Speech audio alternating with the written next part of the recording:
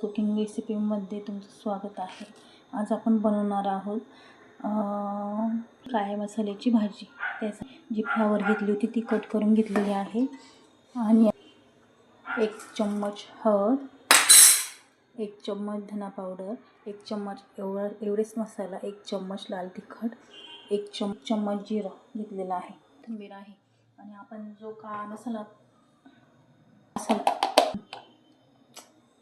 यामध्ये आपण जे वस्तू भाजले होते त्याचं वाटण करून घेतलेलं आहे बारीक। तर यामध्ये कुकरमध्ये टाकूया आपण 3 पळ्या तेल। मसाले घेतले आहेत ना ते टाकूया सर्व त्यामध्ये।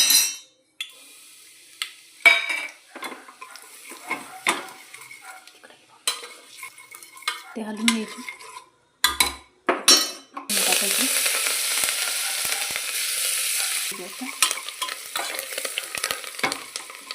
कांदा खोबऱ्याचं वाटण केलं होतं ना ते त्यामध्ये मिक्स टाकायचं।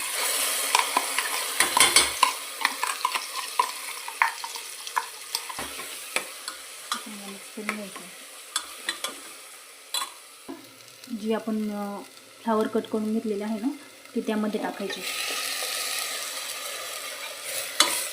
मिक्स करून घ्यायचं।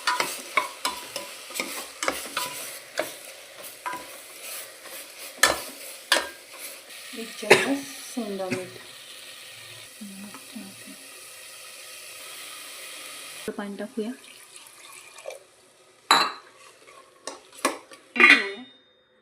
ही 15 मिनिटात